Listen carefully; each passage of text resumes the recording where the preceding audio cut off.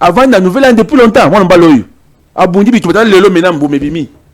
Donangai, Mirono Mibenga, Donangai, Kibaka, va se retrouver Kuna.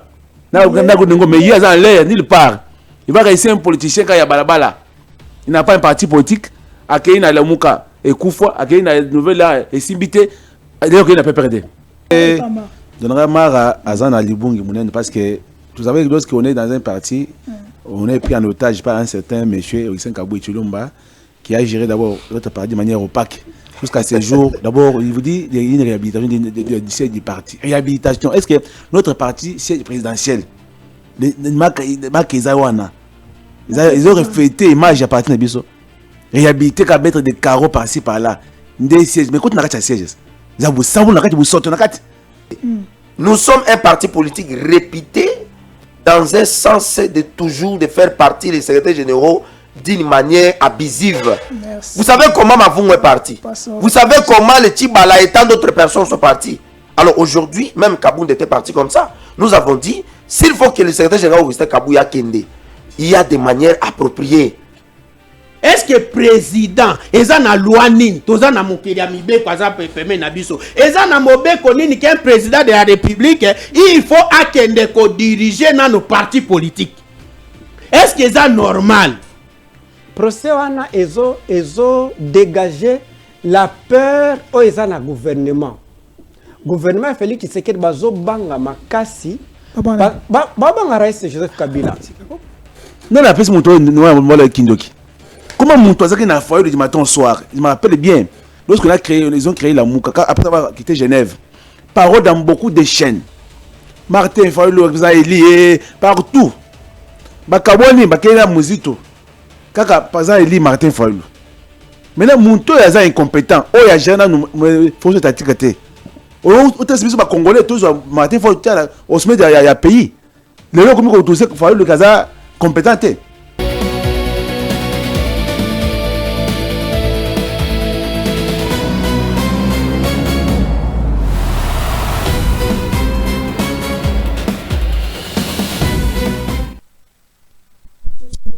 topesi bino mbote ebele bisika bozali na bandako na bino na liboso ya ba poste télévision na bino na ba téléphone na bino et surtout bazwaka biso na ngambu ya Nyota télévision 22h et 11h ya Tongo surtout na centrale télévision aussi bozubiso na 18h chaque jour na 8h ya Motongo pona lelo topesi bino mbote parce que masolo ya kati to bandi yango elongo na bayimboka bazali wana plateau pona ko analyser ko analyser après échec il y a rencontre, il y a Doha, que reste-t-il? Il y a gouvernement soumis à tout, que reste-t-il? Il y a Félix Antoine Tshisekedi pour nous trouver paix totale, pour nous soit paix totale dans la République démocratique du Congo. Quel est le plan B?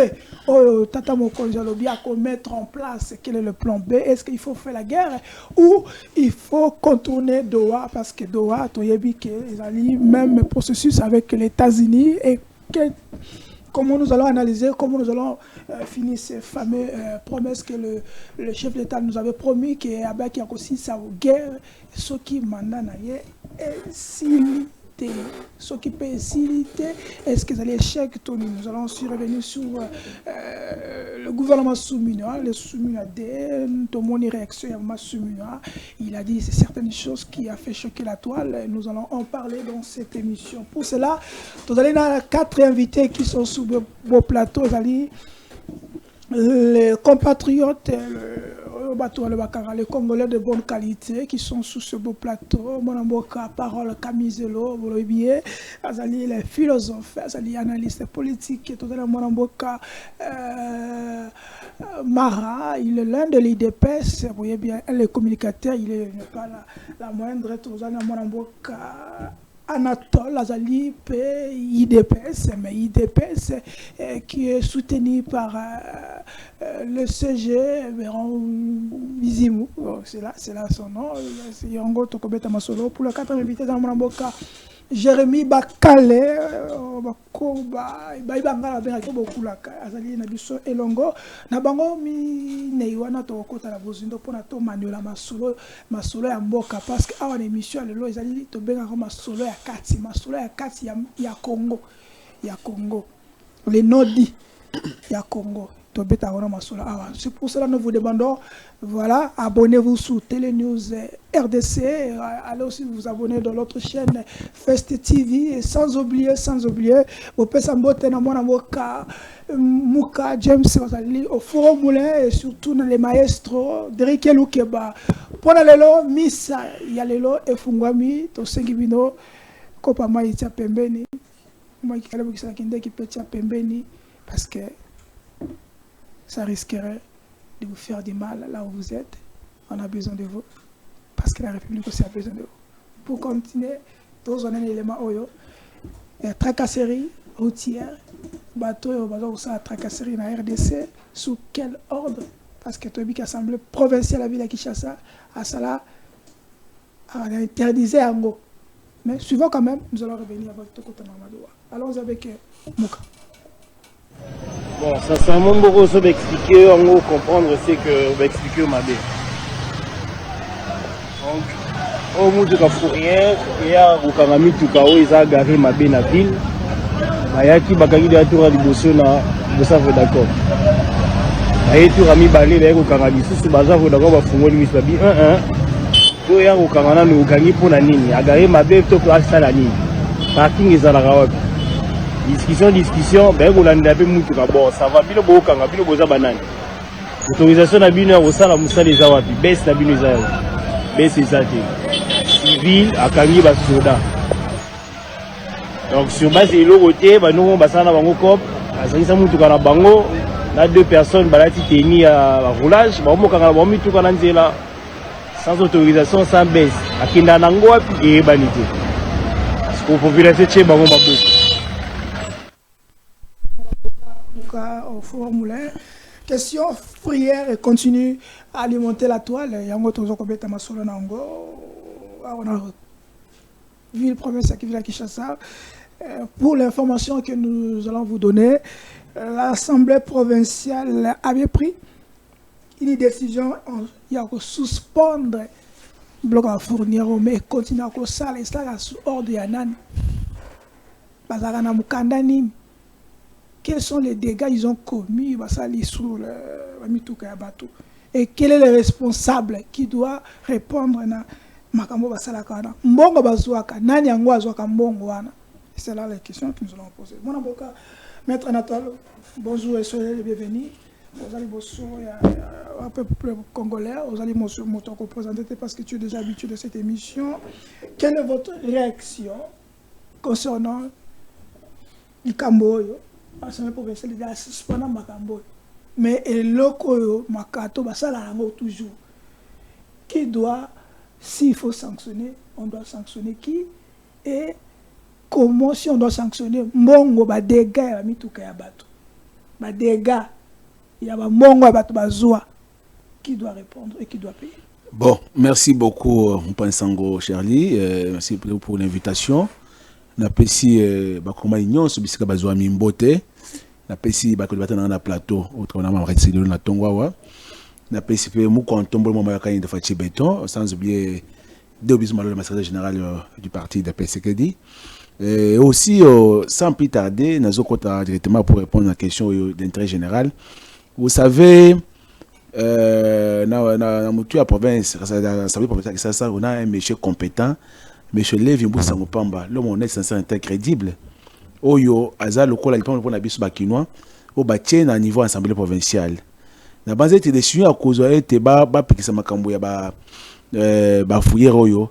Ils ont dit Cambomouné ne pon abisso au bakongomani. Oh, toujours souffrir na mi abisso bon, amiga tozana nango, to soumis comment monton abisso ta on a babala. Mais batu oyo ba policier oyo, bazo kana bikanga kanga. Ce qui est na kango ka on a le camp de fungula ko écréter makasi. Parce que mi trouve bateau au temps na quoi 2 minutes ba le roti ba kay na kuna et mi sozo me belé ce qui que avec professeur et pexel de Cambo depuis longtemps et ba ça la ngote no c'est là le bosso mon président Lévi Moussa Mopamba on a le président côté de Camboyo bana bazolela partout bazolela pour na likambo yo na yaki pa na ngai kuna na Regini ba jeune nyonso ba bi mettre le biso de kambo izali tali tracasserie na balabala surtout ba mitura ba privé o na musala o komi na mot des arts o komi na 24 o komi na Pongabi o komi na 16e mairie il mettait ezali tracasserie ko sanate et tant que bazo ka mitu kwana ezo kana bon réponse à l'état te et qui na poche à un individu moko songoro pakala. Et j'aimais aussi des filles dans mon mboka Kanto actuel nani commandant de la ville oyo tango kota ki na musala ba nommé ngana komi citoyen Nzambe na bi non on a pris un guerrier on a pris un homme compétent qui va relever les défis mais depuis a commis il sent pas que qu'est-ce qu'il propose pour les Cambouana. Voilà pourquoi il y a aussi un part de responsabilité assemblée provinciale tant que na niveau à la rentrée parlementaire ba convoquer ministre intérieur provincial parce que ba policier nous sont vrai dans secteur naie ba tout na quelle mesure oyo bazwaki jusqu'à ce jour bazo appliquer en côté pour na nini ba fouiller wana est-ce que c'est canalisé pour na côté na caisse à l'état congolais parce que quand on est en train de faire les bavations fiscales bon ozo kota ba que na poche à un certain commandant oyo a presque 10% et pas à commandant de la ville c'est l'information na zoaka pour dire que na nyonso wana je pense que pour que ici là il faut que ministre intérieur à s'impliquer. Le gouverneur de la ville province qui c'est ça mon gouverneur Yangos bazo mais parce que le gouverneur de la province il peut aussi impérer dans le conseil de commandant de la ville a bengi abike mon frère di kambu ya tracasserie oyo na ba mitukanga bikanga bongo na kinga wapi et aussi kukanga wana bakanga nini qu'on introduit un peu une période donnée il y a que ne peut pas arrêter de mettre battu te battre na fouiller arrêter so ba introduit sur cette fois-ci bazo ba mesure ya makas oya kokende au-delà qui soit sanctionné. Je pense que c'est une question importante. Si on avait beaucoup de minutes, on allait donner les détails par rapport à ces sujets-là. Ok. Moi, mon rapport, commissaire, vous avez aussi votre 3 minutes parce que nous allons focaliser sur Doha, mais parce que c'est une question très sensible pour la vie surtout dans la ville de Kinshasa. Comment expliquer qu'il y a une suspension à l'Assemblée provinciale qui n'est pas appliquée? Et la question est celle-ci. Malgré cette décision qu'on a appliquée, mais ils ont respecté. Bon, quand on a mis tout Kalabato, si on le pose la question, parking est à la Hawapi, on peut s'explication.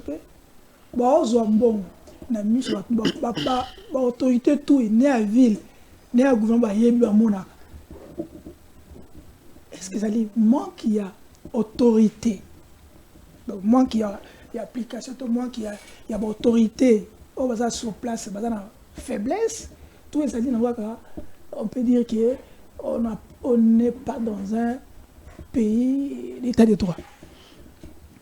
À principe, régime, système est comme ici RDC Haïti.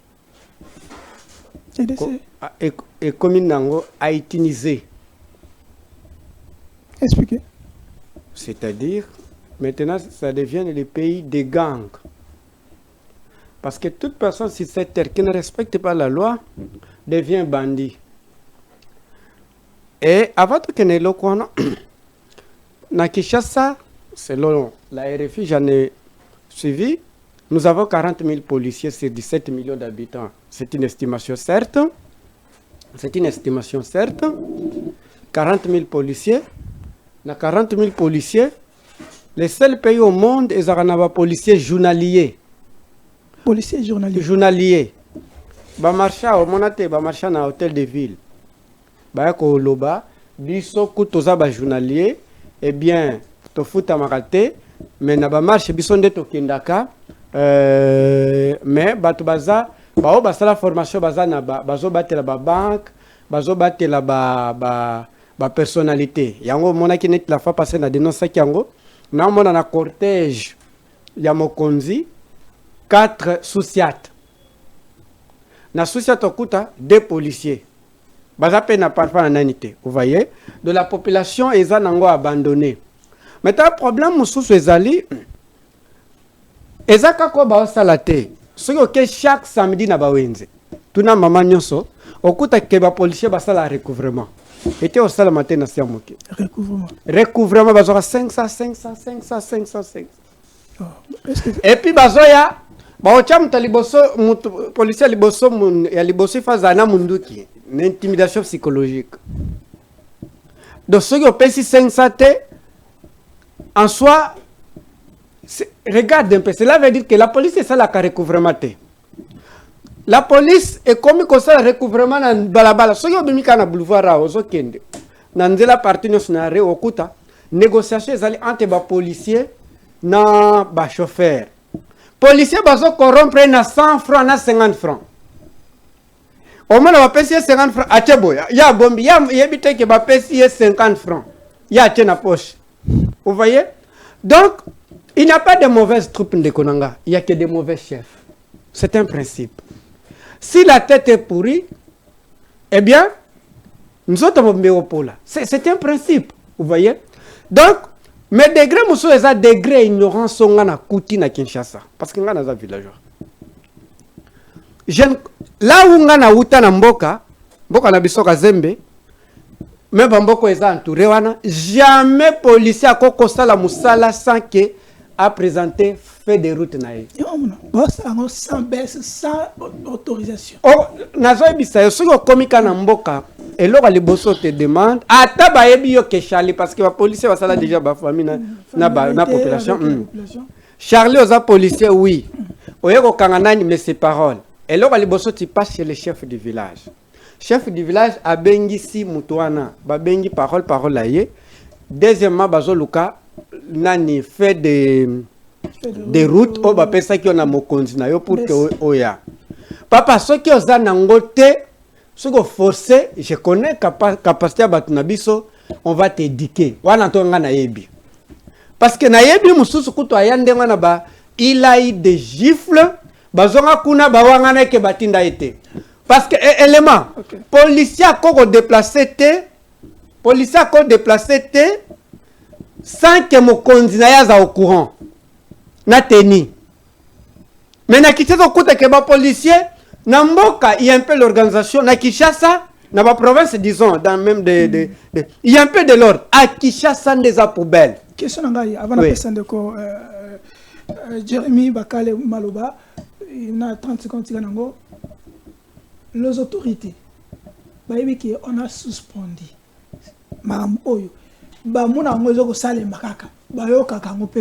Mais pourquoi ils ne s'impliquent pas? Est-ce qu'ils sont complices ou comment on peut dire qu'ils abandonnent la population? Ngai naza d'accord te ba suspendango. Ngai parole naza d'accord te. Na lingi ba sala ngo mena ordre à respecter les principes. C'est ce qu'on a pas vu que toi tu as parking té. Toza na ba parking té. Toza pe na incivilité comme biso peuple. Ça il faut ton dibango. Notre incivisme ce qui bati kango est comme grave. Nga par contre na osenga ke ba oui ba tonga ba parking parce que ba pesa déjà mbonga ba parking. Ba changer nzela. Ba escroca. Bescroca na bango. Ba collabore bescroca. Les seuls pays au monde qui dirigent la population. Le CG, il y a ACP, le ministre, il va habité, il va orienter dans la moussous.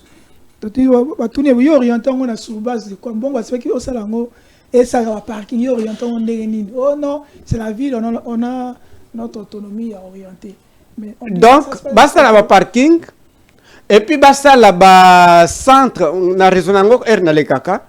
Bastali par exemple chaque commune bastali ba centre moko ya menene ba misa onanda ville eh bien beaucoup tika mituka te na balabala siko ke kuta mituka minene et puis okuta roulage mutuka munene telemi ya kokufa ya munene me ba kanga mutu ya moto oyo soki balongola ki mutuka na mutu ya moto mbele asali nante incivisme na biso population na indiscipline. Il y a des policiers, même il y a des candidats, j'ai l'impression parce qu'il n'y a pas de mauvaises troupes, il n'y a que des mauvais chefs. Ok, comment réagissez Jérémy Bakale? Est-ce qu'ils ont raison? Il y a qu'ils ont un civisme, il y a des Congolais, on doit procéder bon ou on peut dire que l'État a escroqué la population parce que les agents sont disponibles. Merci, Deko Charlie.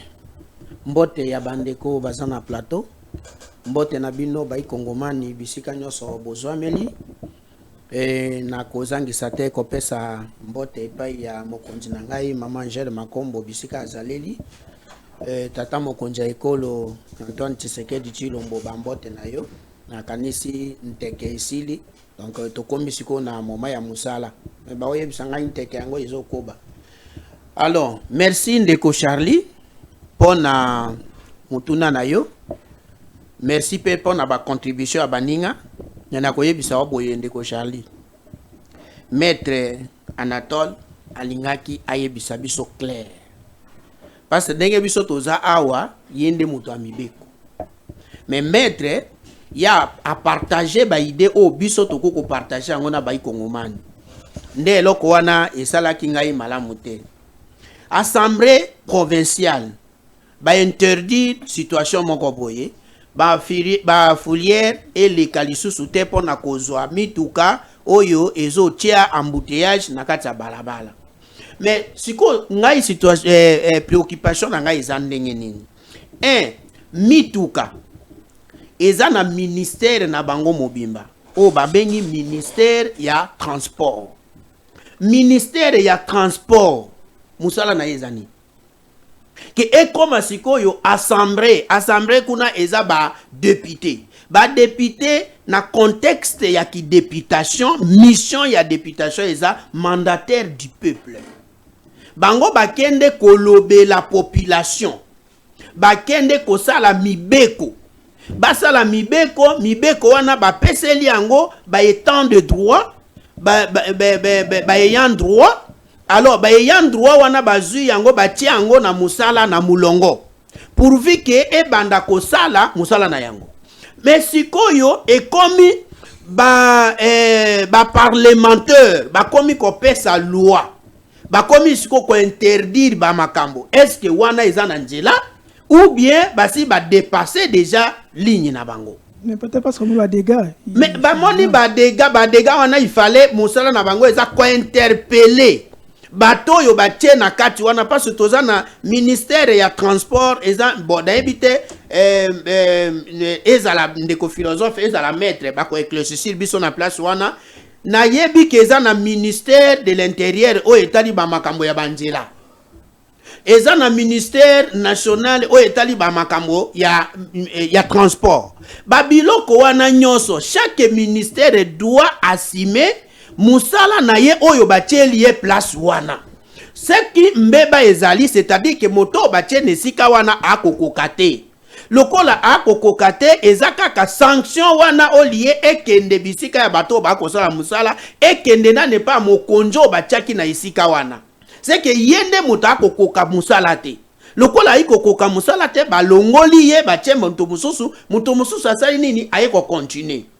Na place ilisusu wana ezali kaka ndenge ndeko auti koloba na o partager même idée na ye incivisme na Kinshasa awa au moins ataso ke na ba province na ba province kamwa ba ordre pe ezali pourquoi na ba province misusu bazo maintenir culture na bango baza sima ya ba chef na bango ba yokaka ba chef coutumier na bango ba chef de localité ba chef de secteur ba banga ka bato ana mingi. Mais na Kinshasa awa baktikala jamais ko banga mukonzi oyebi pourquoi parce que ba komi ko partager les antivaleurs na bakonzi na bango bakoma lokola ba manager ya ba antivaleur. La raison pour laquelle yango zomona makambo wana nyoso eza koleka pourvu que emema ba yiki do ba yiki nyonso wana ezouta parce que bato baotia na kati ya place wana baza compétenté pourvu que ba travailler na bisika wana.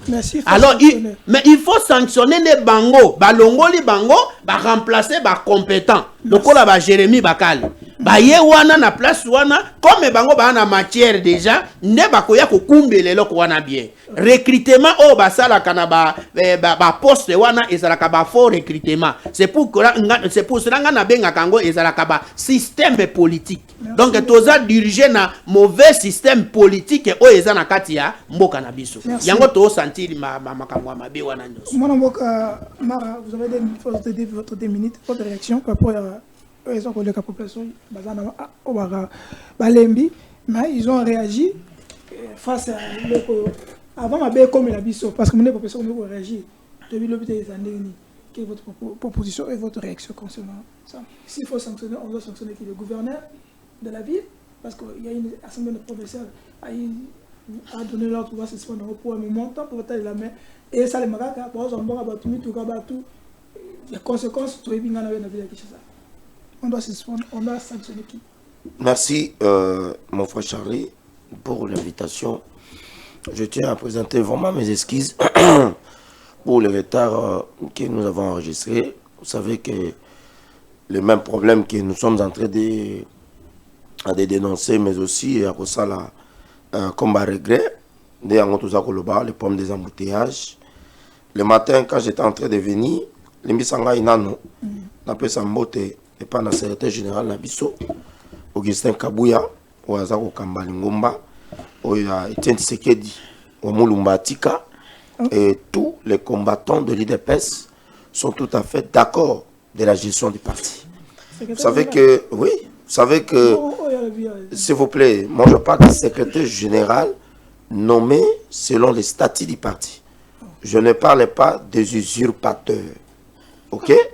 Je parle de M. Augustin Kabouya. Vous savez que, s'il vous plaît, je parlais de secrétaire général Augustin Kabouya. C'est lui qui gère les partis au quotidien. L'IDPS. Population. L'IDPS a combien de secrétaires général maintenant?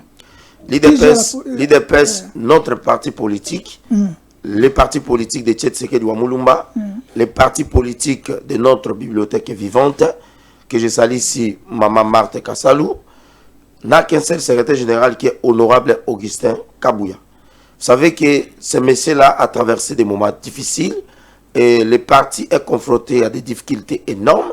Si on n'avait pas un secrétaire général qui n'avait pas en lui le sang d'un combattant avéré, aujourd'hui l'IDPS serait déjà déchiqueté. Combien de complots ont été organisés, perpétrés afin de voir l'IDPS être divisé?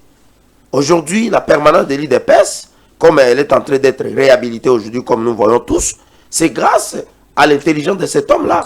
C'est-à-dire que l'honorable Augustin Kabouya gère le secrétariat du parti en toute intelligence et en toute modestie. Hier, le chef de l'État était devant les combattants et combattantes de notre parti politique à l'occasion de martyrs du parti. Nous avons aimé le message du chef de l'État. Je vis même celui dont vous êtes en train de citer les noms qui était là, mais nous attendons auprès du chef de l'État qui est notre autorité de référence, comment Akoko Sungabiso pour nous Kimia. Et je pense que le chef de l'État, dans Kimia, et nous espérons que Mikoleza Koya, IDPS, Kimia Kokota et Kimia.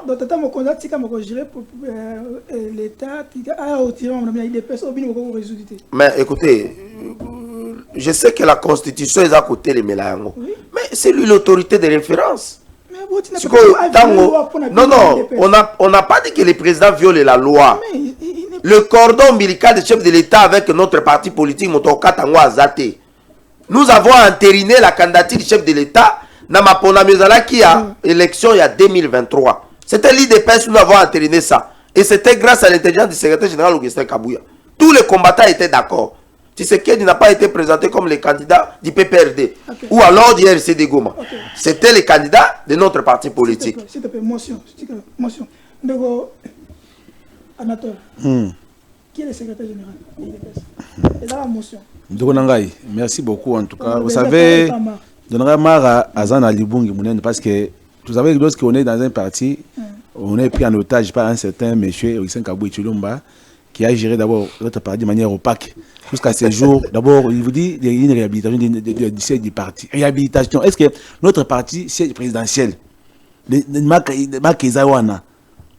ont reflété l'image à partir de Bisso. Réhabiliter, qu'à mettre des carreaux par-ci, par-là. Des sièges. Mais quand on a des sièges, vous savez, vous sortez. Oui, c'est un Bisso, à cause de la gestion opaque. Mais au moins, on contribue chaque fin du mois. On a notre contribution. Et bon, on est pour dire ceci. Nous contribuons dans nos cellules. Okay. Et nous disons ceci. Vous savez, Marazana Rappelez-vous, le 11 août 2024, dans Sainte-Anne. Il y a Zala quitté, mais moi j'étais à Sainte-Anne. CDP, ben Kabouya, le big Kabouya Bayo, où gérer mal le parti. Parti, c'est les airs Kokoufwa, section des airs Kokoufwa, fédération des Kokoufwa, sur tali section, on a créé Bandundao. Si je n'avais pas Moko na le collé là, Moko. Drapeau Moko Tukubandana no Munga Tao. Qui a donné Bizimou la responsabilité, il y a qu'à gérer parti toi comme secrétaire national. CDP, la convention démocratique du parti, notre organe de discipline de contrôle. Lorsque Kabounda de tout puissant était chassé, c'est même organe. Voilà pourquoi je dis que de konangai marata na libunga na yeka na confusion na zanango biso toyebiete c'est le moko za na yeka de occasion c'est zubo balola. Écoutez, rappelez-vous, il y avait un écoutez. Si aujourd'hui on a laissé M. Kabouya gérer le parti dans la siège, on ne veut pas que Makele Tangate, on ne veut pas de conflit. On veut que tout le monde soit mamonaye. Mais à un moment donné, à la sentinelle, un jour, pour Benganaye comme on a mouké, il y a un peu de kimia. Il y a un chef d'État Fatih Béton. À côté du Cambodge, même si on le dit que c'est ce que la Constitution aussi l'interdit, effectivement. Mais il y a notre autorité de. Écoutez, à travers hier. Non, il y a encore polémique. Nego Charlie, na banzaye ke maître Anatole, ali lokola, mwana ya sengaka, mbongo pana tata na nenge Biblia aloba, alobi pesanga ya nga par na ngai, na kende kosala o ya ngai vi, tango ya kei, asisi mbongo nyonso. Je comprends pourquoi il dit ça. Parce que Oumeli ayaga lisu na siège te. Non, il ne connaît, non, ayabi adresse, mais ayaga lisu kunate. Non, tout n'a peut-être dans Sainte-Anne. Moi j'étais avec ces gens ici. Na mokolo to salaki convention démocratique à parti. Moi j'étais là. J'étais avec Deo. Est-ce que vous voyez bien? Mais pourquoi je suis rentré au parti? C'est parce que j'ai compris que Deo n'avait pas la capacité à gérer IDPS. Bitumao IDPS aleki na oso Deo anga sundo la partie akei.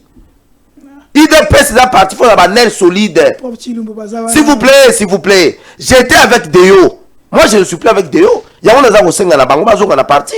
Il y a beaucoup de gens. Non, j'étais avec Deo, j'ai dit ça, j'assume ça.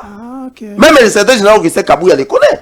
Mais quand j'ai compris que les partis méritent la gestion d'honorable Augustin Kabouya, c'est comme ça de Zongi.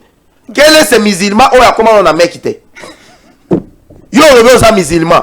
Mais la mec qui a raté, musulman, il y a nini. Ok, c'est bon. Donc, dans le sens de la maître Anatole, Zonga na parti, le chef de l'État a bengi unité, Deo a Zonga. Toluka ndengeni tozala bitumba munene to kanisa comment to accompagner chef de l'état tolonga tala bandenge baza ko critiquer biso IDPS si Deo rentrer au parti le la biso ça va faire quoi? Non là-bas il est comme conseiller na katia collège. Non mais yango toza ko senga makambo to senga ezali makambo basage basengi balobi Deo azonga na parti il ne veut pas. Na bitumbo ya pour Chilumbu na ba ide Augustin Kabouya na ba prof Mbata tout ça beaucoup gérant. Mais écoutez, nous avons les statuts du parti. Les statuts du parti est très clair. Les organes du parti sont gérés aujourd'hui par l'honorable Augustin Kabouya. Monsieur non, nous avons dit ceci, s'il vous plaît, Tolobi Boye. Nous sommes un parti politique réputé dans un sens de toujours de faire partie des secrétaires généraux d'une manière abusive. Merci. Vous savez comment Mavungu est parti? Vous savez comment les Tibala et tant d'autres personnes sont partis? Alors aujourd'hui, même Kabound était parti comme ça. Nous avons dit, s'il faut que le secrétaire général Augustin Kabouya Kende, il y a des manières appropriées. Celui qui a géré le parti, il y a des manières appropriées selon le parti. Oui, il gère très bien le parti. Jusqu'aujourd'hui, le secrétaire général Augustin Kabouya gère très bien le parti. Merci. La réponse, vous avez la réponse. Ce qui est Augustin Kabouya gère bien le parti et IDPS. Vous avez la réponse. IDPS a combien de députés provinciaux et nationaux? IDPS a combien de gouverneurs? IDPS a combien de ministres? Merci au gouvernement. IDPS, comment il gère le parti à travers Augustin Kabouya? S'il faut faire la comparaison, donnez la réponse. Nasewana. Makambo tracasserie dans lobby ata une minute. Sunga na pesa ta po na yoki bande ko balobi makambo mabe sur le régime awa. Na pesa ngata quelques secondes. 30 secondes. Merci beaucoup. D'abord, les problèmes liés à makambo ya tracasserie na Kinshasa, ça n'a pas commencé aujourd'hui. Les mesures sont là. Il y a des sanctions qui tombent tous les jours. Je ne peux pas encourager Bouzo Bao et Salamaka en mentir na ville province à Kinshasa. Vous savez que les tracasseries à Kinshasa, ils ont une nature rebelle. Nous avons la première nature de la corruption et extorsion. Tout le monde a des policiers, akangi moto, moi moto alikaso, moi nini, il laisse passer. Alors que ça va canaliser et continuer à caisse à l'État, ça peut aider. Deuxième nature, ils ont détournement de procédure. Au moins les policiers dans les PCRAE, akangi yo, ayebi bien qu'il faut un maillot na bureau. Il y a l'ongoli dans nos plaques, il y a immatriculation. Allez, beaucoup mieux négocier. On a su que les alliés ont la troisième nati nengo lobby, il y a une intervention abusive. Na mona mkomo na boulevard, roulage à côté de mutuka, le mokolo mutuka démarrer mutuka. Bazako kende mbangu, et bazako ganga, kende na ye. Vous comprenez? Et bazoko tanakati mutuka bato sans autorisation, ça c'est la troisième nati. Quatrième nature, interpellation par véhicule. C'est-à-dire quoi? Le phénomène qu'on appelle qui kalungu. Bah yé, mota parké mutuka na ye, ba kumbi, ba kenango. C'est-à-dire que Babylon wana nyoso, l'État congolais à travers le PCR, il y a commissariat provincial, a mis en place des mesures. Et ça, on l'a bien. Bah mesure inspection générale, il y a police nationale, il y a Congo. Bazo ba mesure pour la sanctionner Batouana. Allez dans l'auditoire militaire. Au Okuta, il y a des policiers, des PC qui sont là-bas. Basambi Sarabango. Et des sanctions, ils ont la contre Bajan. Il y a un makamouana nyoso. Nana nobaki ke Ngobila alimbisa biso. Parce que à l'époque, il y a Ngobila. Tobanei comment là quand même que le gouverneur était permanent. Non, j'ai dit makambo nyoso. Amakambo nyoso on a ville province à Kinshasa. Maboulou partout, embouteillage partout, il n'y a pas l'absence de l'autorité provinciale. Sauf qui tire dans balabala, vous sentez que l'État est inexistant. Et les gens se servent de l'État pour se faire. Mais c'est ce que j'ai dit. Le sommeil que Daniel Bumba est en train de dormir dans la vie province à Kinshasa, sur le plan scientifique et qui influence la gestion de la ville. Une autorité... Non, c'est notre camarade du parti. L'IDPS, nous ne sommes pas une église. Ou lorsque le pasteur dit Alléluia, vous dites Amen. Non, à l'IDPS, c'est le choc d'idées. C'est-à-dire que vous dites A, moi je dis B. Voilà pourquoi Nazali Kopé Samokako soit. Comment M. Ngobila a géré la vie publique de Kinshasa avec beaucoup d'intelligence, beaucoup de charisme et avec beaucoup de management. Aujourd'hui, je sais que le chef de l'État a beaucoup de postes dans Mama Benganaye. Il doit penser à Gentini Ngobila. Parce que Daniel Bumba, franchement, la ville et je me pose une question. Banzela ou Bumba Zagotonga. Ils ont la province à Mongala ou bien ils ont na Kisasa. Donc ma désolation et nous sommes la gouverneure Assam Salamala. Imaginez. Oyebi tant on a za koyawa. Na yena venu victoire. Maya Kalamu. Oyebi que Nzela on est en danger. Je dénonce na o senga la ministre a été père. Ba ke négocier la Nzela wana. So Nzela ne bukani bande ko ba utaka roponga ba utaka yolo. Place où on est bien en danger. Baluka moi ba sa misala wana vambule banda ko bunuka. Votre 3 minutes pour la tour qui ne parce que le copain va déplacer. L'échec, il y a un processus à devoir. Je vais rejeter tout en bloc. Toute la recommandation à Bango. Il parle de plan B.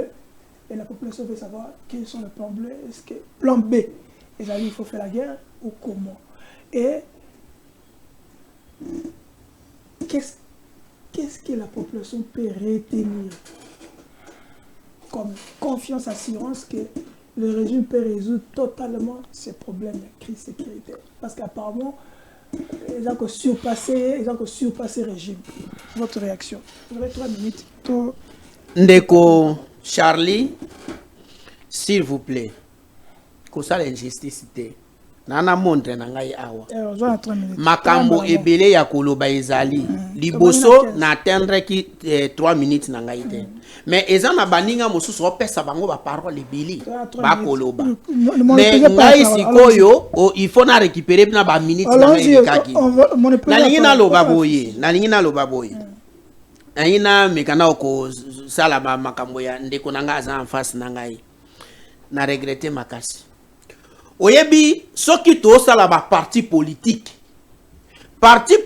eza lokola entraînement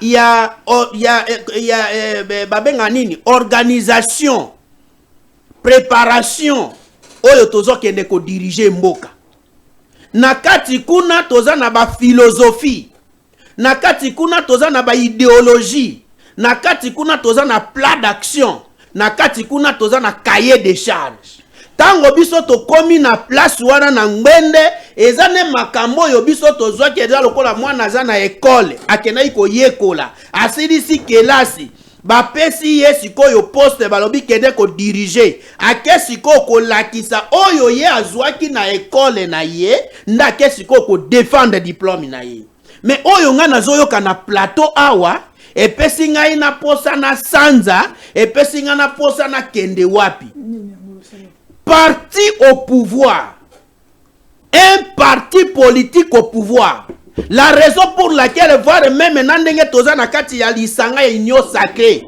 poto yeuti na kati ya parti politique eketi na kati ya union sacrée et si police déjà union sacrée c'est pour cela même na kati ya union sacrée yiki eza kaka. Comment faut-il dire qu'un parti politique est au pouvoir? Et ça la bêtise ya modèle. Tala makambo ndeko ako sala. Et là kwa liboso na nazina noka na kena noka na suka ya déclaration na ye pona makambo to loba ya ba fourière oyo. Afundi d'abord mokonjo ye moka izuye ateye kede ko diriger place wana.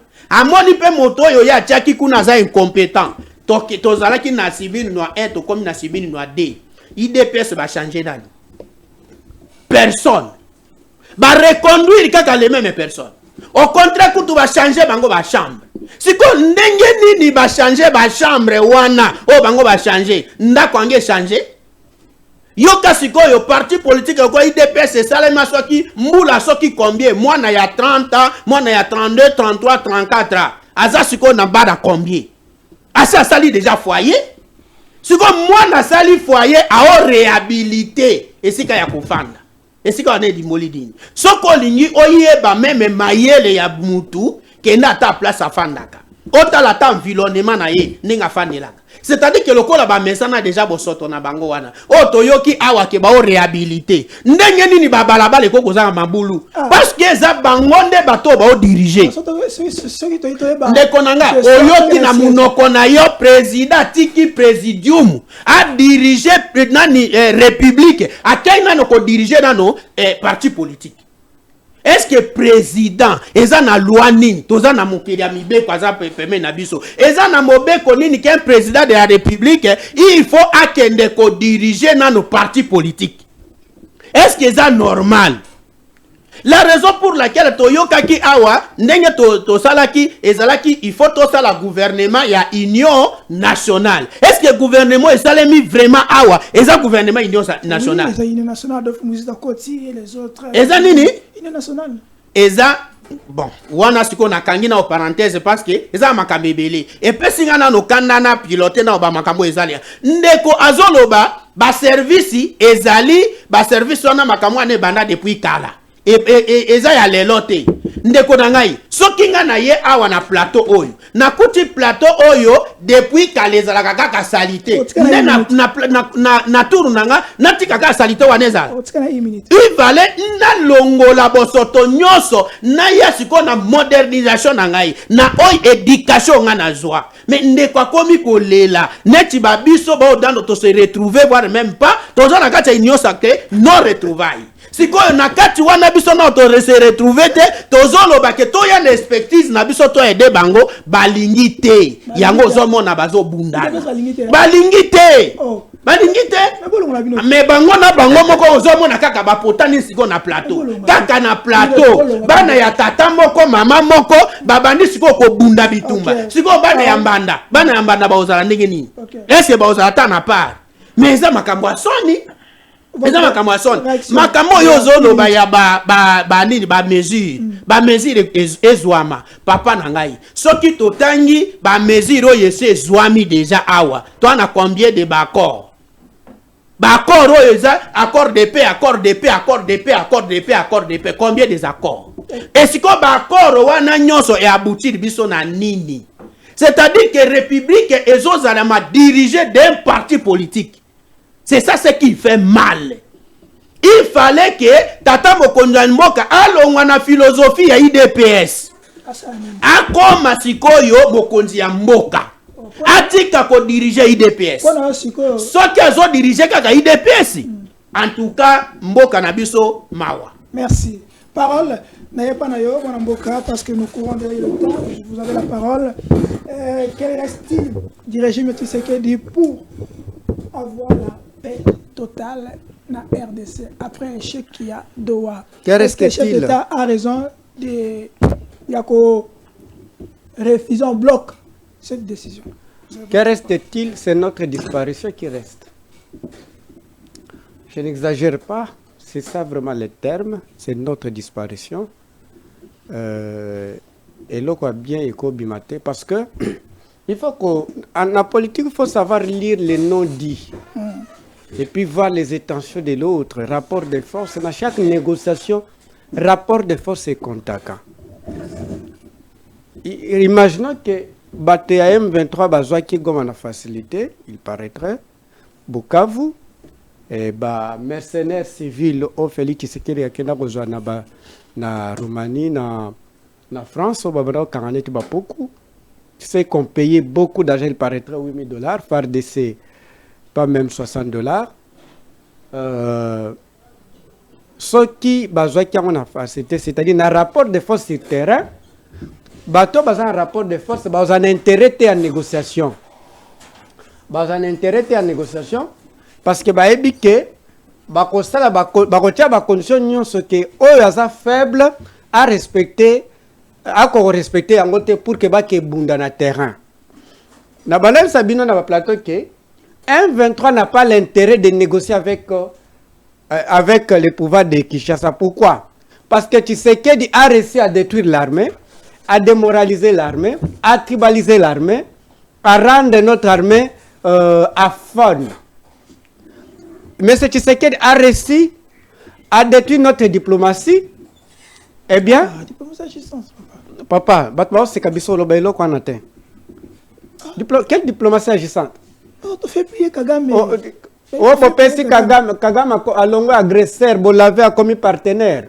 Même yon attend la yo accord à maintes reprises entre RDC et Rwanda. Ou bien biso tatang na arabe, bino botanga na gisonde. Botanga na gisonde. Donc muto akero lavé Paul Kagame na niveau international kazat so agresseur ta commis partenaire. Muto Félix Tshisekedi non? Muto akero loba na monde que biso nde tozana FDLR ba Rwanda ba kota kuna kota ba ya koluka FDLR andimi kopola na biso non et yango nde bozo benga diplomatie et puis a nommé madame oyo a travaillé na Rwanda madame Kaikwamba pendant plus de 10 ans mais quand même il a travaillé in Allemagne vous voyez et gouvernement kout bolobi ça gouvernement des célibataires national union nationalité gouvernement des célibataires national. Mais ça composé à célibataire, aucun pays au monde peut nommer les gens à service étatique et amener les célibataires. Donc, elle n'y a pas. Non. Et ce sont des principes. Non, là, n'a bien. Bala non? Regarde. Pays le bosso dans le monde des Congo. Au comme ministre DG sur les célibataires. Donc, voilà le processus qui sait qu'il a mis commissaire naïe président, il y a IDPS. Parce que Kabouya est un président intermédiaire. Mais ce qui est président intermédiaire, le président titulaire, c'est Félix Tshisekedi. Vous voyez? Donc, M. Tshisekedi a mis commissaire, président IDPS, à quoi résoudre le problème dans IDPS, tendait à Kokamakambe M23. Soit Kokateke sont les solutions. Solution c'est qu'il y a des missionnaires. Ceux qui peuvent le congolais to comprendre de l'eau qu'on a té, ndeto yebite to ko identifier makambango té. Or problème n'est pas résoudre ngo, il faut identifier d'abord les vrais problèmes. Vous croyez qu'il peut démissionner? Et ça première croyance, je pense c'est une obligation. Mais il est Soit peuple. Non. Kabila n'a pas démissionné. Non. Kabila a trouvé les pays balkanisés déjà 4 pays. Là, on a 4 pays, 4 rébellions. Lelo Tshisekedi akuta ki Congo moko, mais lelo Tshisekedi ce qui a démissionné à 3 Congo. Congo il y a 1-23, 4. Congo il y a 1-23, Congo il y a Force du Progrès, Congo il y a Mobondo, na Congo il y a gouvernement. Azongi si biso na 2001. Vous voyez? Donc, vous ne pouvez pas parler. Donc, cela veut dire que M. Tshisekedi, est-ce qu'on peut trouver la paix avec un simple accord ou est-ce un rapport de force nationale? Il faut être illusion. Mais on dit que le qu'on a été. D'ailleurs, Bozo Benga IDPS parti. IDPS est parti. Et c'est un milice tribal. Dans un article 6 de la Constitution, il faut former le civisme. Former le Congolais le civisme. Et tiens, tu sais qu'il laisse les partis avec unité nationale. Hein? C'est-à-dire qu'ils répondent à la géopolitique. Et puis, on écoute, tu sais quel président intérimaire Kabouya, et président jeunesse, même tribu, et comment parti régional. Rien à voir avec un parti politique, rien à voir. Okay. Donc, et dans la crise moko, talanande bazaboy. Yo wapinasa mokilo mona déjà parti moko des secrétaires généraux. Et besoin de bapé, ne dépêche basakana na débat d'idées, basakana débat de banditisme, rien d'idée là-bas. La violence, vous êtes fort. Vous voyez? Et puis la ressource qui s'arrolobake, il dépêche à la crise des hommes. Yebisa lelo bakocha nani candidat kuna président de la République. Ils en ont combien de IDPS? Zelena si sandeko. Baza crise des hommes mutu akoko zala kutu babebi si réputation. Pardon de konangaye. Babebi si réputation na ye. Avec les doyens le ministre des Finances. Quand vous sentez qu'il a vraiment étudié, babebi si déjà réputation na ye. Nicolas na IDPS nous sommes totanga neti akoko on a senti à peine 12 scientifiques neti azate mais babebi ça déjà réputation. Azate. Nicolas Kazade. Il y a un prof, il y a un professeur, un prof Chilumba, ne l'hésite pas. Sinon, ceux qui n'ont pouvoir la police, ils n'ont on peut comparer une intelligence avec Chilumba qui parle écouter à terre comme parlementaire debout. Mais il y a aussi prof. Nakosuki Saboy. Nakosuki Saboy, c'est le peuple congolais. Ok, termine par là. Procès de la haine contre le père de la démocratie, Joseph Kabila. Au peuple congolais a rejeté. Kabila n'a pas de la démocratie. Non, non, même démocratie. Ah, mais c'est qui a perdu. Ah, même vote nini. Zela, aux journalistes, bien habillés d'abord. Voilà, IDPS, c'est lui. Merci. Et tiens, tu sais que à cause de la démocratie, nini, à organiser l'élection, nini. Yemo wazara na parti, talinga kotsa nani. Azaka alinga kotsa parti nendeni. Nalingina lo baboye. Procès wana ezo dégager la peur au ezana gouvernement. Gouvernement Félix Tshisekedi bazo banga makasi. Banga rais Joseph Kabila. Kabila, on a répété chaque fois. Kabila est général, oui. Chef d'armée. Oui, très bien. Qu'est-ce qui est oui. Il moko organiser l'élection. Azi que vous conseillez qui n'est pas là. Félix Tshisekedi un civil. Civil il y a qui ici a comme bitelinga la telinga nana biso ki akima non bato baotala yo yo kan expliquer yo moni Tshisekedi zela moni Tshisekedi va vager lisusu oyo pani aso vager te tunanga va vager pani parce que côté azo moya kende lisusu ba yamba na président musu azate parce que Kabila aza patrimoine africain qu'il faut protéger aza jeune président. Les Africains ne laissent pas le pouvoir. Tu l'as dit, un général a organisé l'élection, peut-on financer l'élection en bon on a bis 2011-2018. C'est là qu'il prouve que Zélanam. Moya bimezate, tu sais que moya bimezate, mais t'en as vanda. Parce que ce y a quelqu'un qui a battu kuna procès Joseph Kabila pani ote aza membre M23 aza membre M23 preuve za yo même M23 au memi na Kinshasa 14 mois pesa bango même nambong il paraîtrait 1 million 300 mais ante yo na Kabila nani aza membre M23 deuxièmement yo na M23 boza même paré Uganda pourquoi elingi koloba eza procès ya honte peuple congolais va rejeter yango et ont dégagé bangi tremblement peuple congolais va rejeter yango eh bien tala place au monde paraphrénie ezali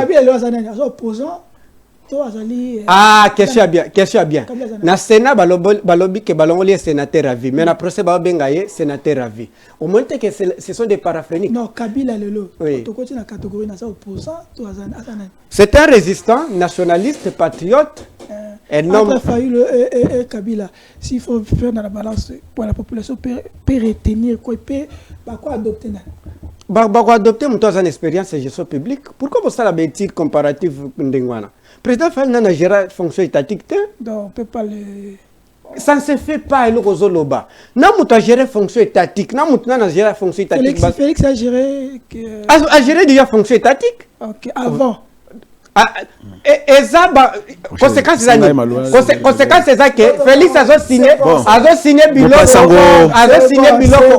a comprendre dès qu'on attend votre réaction Ndekonangai Charlie, merci beaucoup en tout cas. Avec qui vous sambulu na Ndekonangai parole Kamizelo. Omoni parole yo, na ibité allié nini. Na ibité de quoi il est nini Nzambe. Non la peste moto noa Kindoki. Comment moto ça qui na foyer du matin au soir. Je me rappelle bien. Lorsqu'on a créé, ils ont créé la Moukaka après avoir quitté Genève. Parole dans beaucoup de chaînes. Martin Fayulu lié partout. Bakaboni bakena muzito. Kaka par exemple Eli Martin Fayulu. Maintenant Munto est incompétent. Oh ya géré nous faut se t'attiquer. Oh autant c'est pas congolais tous Martin Fayulu au sommet ya pays. Les gens comme ko tous Fayulu kaza compétent. Tala ba on politique to na ba mikolo tala nanu.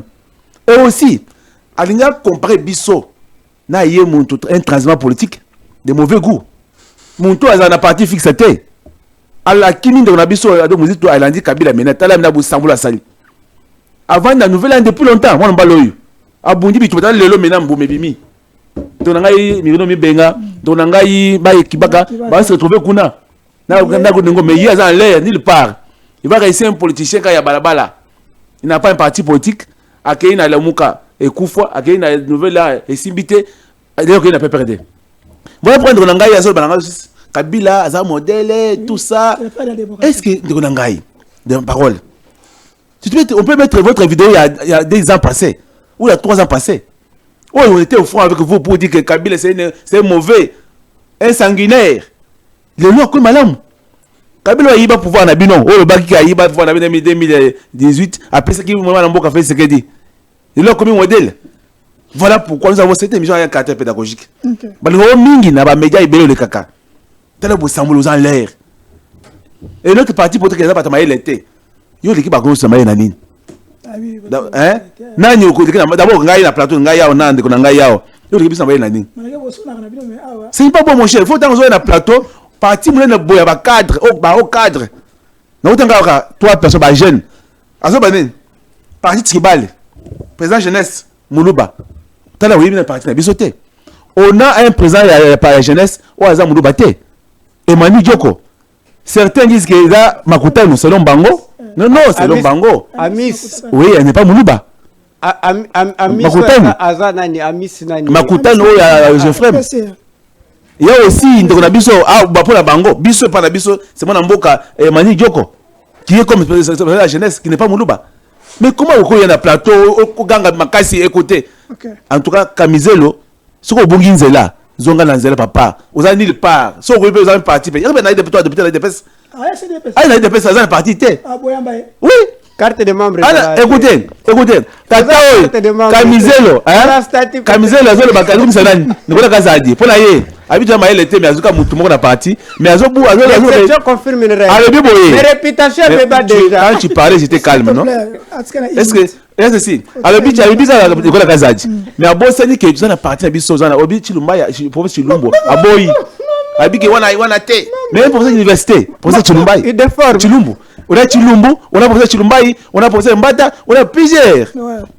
Mais tant que vous avez un coloban à plateau, vous avez un parti de la boisation. On a par Kabila en tout cas, vous savez, Tata ou Kabila, Azam Moutaze mérite Maramounion Swan. Kabila mérite une pendaison. Pourquoi? Kabila c'est mauvais mon cher, Kabila c'est pas modèle. Écoutez, au moins il doit se souffrir les lots. Parce que Bakongoma Nignon sur guerre et Suzumono. C'est Kabila. Récupération Tel basumi de bazui asumi de la camiselo na le biboye 2013 lorsqu'on avait qui Goma parce que Goma bazwa qui 10 jours pas M23 ils ont un mouvement privé propre à monsieur Kabila et aujourd'hui Kabila il sait que beaucoup de copains maintenant nous après tant qu'on a pouvoir boye ko pouvoir biro na bino bo bande maso na bino na est yango moni tant Kabila kei. Après échec il y a écoutez parce que na moni de la raison de la comme ça makas tant échec il y a écoutez échec il y a PCC cash tant échec on est tant de la Charlie tant il y a échec entre FCC cash après on a Kabila tomboki avec ko zamandou na zongi na est biso boka Martin Fayulu alobi la réunion de Doha ne doit poursuivre qu'un seul objectif imposer le cessez-le-feu et appliquer la résolution 2773. Y a-t-il raison? Oui, écoutez, vous savez, biso tantôt la émission se passait OK. Fait ce que côté Kamboka té. A dit que Mboka na ngai na côté même 2 cm au kendete. Yango a dit que ce qui ba ndongolo misu wana, ba paté wana ba na esprit que to ka bula Congo et ko simba ta mokolo moko té. Voilà pourquoi Martin faut l'attaquer Congomani. Il y a solo. Oui, c'est un Congolais. C'est un Congolais. Rappelez-vous, j'avais demandé à beaucoup de médias que Martin faut la signe qu'on avait fait ce qu'il va coûter. Oui, il y a dialogue, et conseil le comme côté. Mais après, on a de effectivement Andimaki avec mon chef d'État Fatih Beton pour pas solo naïe. Non, écoutez, il y a boyi. Écoutez, Martin faut la boyi que le gouvernement, mais à Tikali un patriote, un Congolais solo, à boyi que le côté réunion à Bakabila. Bato Mimboka, bato ennemi à la population congolaise, yango peu d'habitude to biboye. Martin Fayulu doit être constant dans Zawana. Peut-être on dit souvent la patience se paye. Sur la ligne Congo, tu bien après Fati, biso il dépêche to biboye. Wana na suki sawana. Na sengi boy. Pour la nyonso ici la nyonso, to personne on a pas ndima bango nyonso, Fati azo so 10 ans mosusu. Ti 2040, 2038, pourquoi dans langai? Parce que to lingete Congo la biso tra na kimia libé na dibela. Ba poche nyonso existence nyonso yo et si là na bibi aussi les plans politiques, na bibi les plans du droit. Il y a ceci. C'est un nyonso yo. Il y a un problème sérieux. Kabila yé moko ndong le miso ndong le biso pendant 2 ans, ça de musalate. 3 ans la Kabila. Oh il peut to bandi. To banda boye nanga zimandu ka na est biso mboka.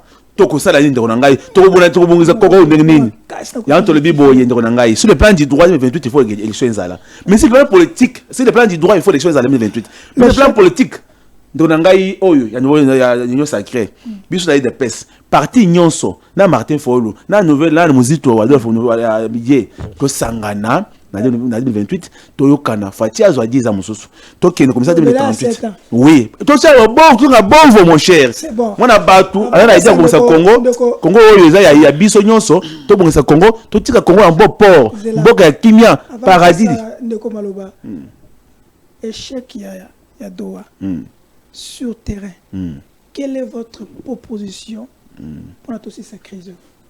Bon pour nanga la bibo vous savez donc la position ya Basango faut un dialogue interne. Omoni na si na lui le que tout ça la guerre na contre Rwanda, ça le col na zo qui na violence. Il dépêche mon parti nous avons pris le pouvoir sans Makile Tangate. Papa Tchalabaki vous avez le pouvoir sans Makile Tanga. Et je vous dis ceci, guerre wana est wana conseil sans Makile Tangate. Fati alingite kusala ke akina kubunisa batwana. Écoutez, ceux qui babunisa tu le balou de tout bunisa batwana, ba côté qui c'était, ba kufa nyonso. Et si ba kufa il y aura des retomber sur la population congolaise au banana Goma. Voilà pendant le biboy, pour la biso. Tout ça là-bas, toute la résolution. 78 oh il y a non, il y a ceci. Tout que la négociation, hein, Jusqu'à tout quand? que, écoutez, quel que soit, hein, la durée, il y a une nuit, tout le monde est kaka. Et il y a ceci, pour nous faire c'est Fatima quand on tombe le boy. Tout ça la boy. Bateau nous soit encore mi balawana, hein, tout ça dit à cause des principes, na à nouveau en na autre ça na niveau, il y a été à Washington, tout qui un jour to comme la source na tout na kovanda autour de venir tout vendre tout solo là na ba Congo ma nyonso to pesa fati 10 ans mususu na matanya 10 ans oyo to aussi ça bitumba nyonso na kosi. Votre réaction, qu'est-ce que la République doit retenir? On doit faire la guerre ou on doit constater seulement un béton pour avancer? Bon, écoutez, dans cette histoire, il faudra que le peuple congolais assume que bitumbaza kolekana este ezali balobaka le poto ezana ba cause moko ezali multidimensionnelle. Je ne vais pas paraphraser le propos. Il y a celui qui était un usurpateur, un imposteur, comme le ministère public l'a dit avec les avocats de la République, que Kabila c'était un usurpateur. Et Sengeli, République qui va landela, ba misolo na ye, na ba banque nyonso esika atia, ba kanga yango, ba zongisa ngo na Congo. Parce que Kabila est venu dans ce pays, azaki ata na matelate. Ata etoko ya pamba, Kabila zaki na moté. Je vous en prie. Non, écoutez, l'IDP c'est un grand parti politique. La plupart ya bato bazana ba politique les loyo. Papa, l'IDP c'est qui na nini? Je n'entre pas dans c'est une machine monsieur. Je n'entre pas dans ce débat. Ça c'est un débat matériel, je ne vais pas entrer là-bas. D'ailleurs, dans ma campagne, c'est très important. Vous savez qu'aujourd'hui, le monde aujourd'hui n'est pas là. Tout le monde est d'accord que l'économie mondiale aujourd'hui est dépendante notamment à partir de nouvelles technologies. Et la force de la nouvelle technologie, ils ont besoin de à partir de la matière première. Et c'est ce qui crée ce qu'on appelle l'économie numérique. Il y a la Chine qui vient puiser matière première et pas d'ambition. Il y a l'Union européenne d'ailleurs qui a fait signer un accord sur la valorisation de chaînes de valeur en matière première avec les pays tels que la Pologne. Il y a Kozwamindu qui coupe ça et pas na Rwanda. C'est toujours dans seul objectif. Il y a Koluka qu'on faire croître le PIB mondial. C'est dans ce sens que vous allez trouver que Bitumbaïza ou le Ghana Est, c'est parce que celui qui contrôle cette zone, il a le pouvoir sur la croissance économique numérique. Alors, le président de la République a lobby boye. Na place que Batou Bakoufaka, Tobo Mabatu. Je vis une vidéo chaque jour. Dans la vidéo, ils ont révolté. So une tali vidéo na yini Kabila. So une tali vidéo na yini Nanga. So une tali vidéo na yini Kagame. La vidéo de cet enfant, oh babomaki na province ya Ituri. Oh ayebite que leki na ye akufi akanso kwa lali pongi. Cette vidéo tout congolais et sengela talaka yango pour epesa kanda. Pour moni moto va révolter et sengelo comprendre fait ndesiko epesi yo kanda. To bunda. C'est-à-dire que makamuza ko lega est tata mokoze ko alobi et sengeli to zo ba minéraux to pesa et pas na ba américain. Baya ko exploiter yango. Bayi kongomani bazwa misala. To valoriser yango. Tout le monde va minérer du sang, tout comme va minérer propre. Où est le mal? Maintenant, le plan B ici, nous on ne peut pas venir ici, sur le plateau de télévision, dévoiler la tactique et la stratégie intellectuelle et politique stratégique. Il y a chef de l'État, pour la Makambo Italie, plan B. Ok, toi qui es dans le Souka, question que je pose parce que tu es dans le Souka. Avant chef de l'État, il y a des Doha, négociation de Doha. Est-ce que vous analysez qui? Soutien logistique, financier au Doha Zanango na Rwanda. Est-ce que vous avez... Il est reconnu un peu ce qui soit assurance que Doha ou le Qatar va retrouver solution pour la cannabis. Écoutez, les États dans le monde n'ont pas d'amitié, ils n'ont que des intérêts. Ce n'est pas la République démocratique du Congo d'empêcher au Rwanda d'aller signer les accords, je dirais, dans toutes ces dimensions, dans tous ces intérêts avec n'importe quel pays au monde. Nous sommes allés à Doha, c'est par les soucis, Yagouluka Kimia et Kota. Et si Doha, en tant que le Qatar, veut initier les engagements diplomatiques, les accords militaires, comme nous avons tous suivi, avec le Rwanda, nous, on ne peut pas les empêcher.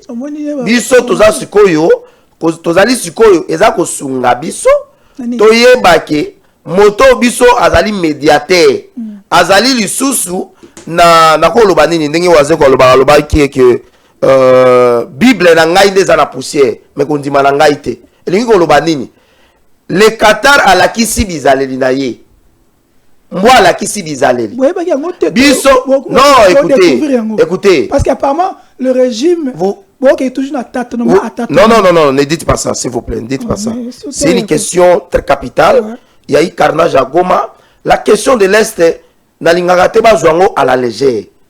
Et des questions, il y a makambo Est, tant que nous avons essayé de sourire. Parce qu'il s'agit à vie à battre. Les gens sont morts. La solution est que nous avons les grands protecteurs de ces processus qui s'appellent les États-Unis, avec le président américain, qui veille ici cet accord de paix, auto-signé le 27 juin. Madame Thérèse Kayikwamba, qui avait l'esprit de Kimbangu, qui avait l'esprit de Kipambita, qui avait l'esprit de Baimbo, qui avait l'esprit aussi d'Anouarita Nengapeta. C'est-à-dire que nous avons signé cet accord, et aujourd'hui, cet accord est en danger. Je vais vous révéler quelque chose.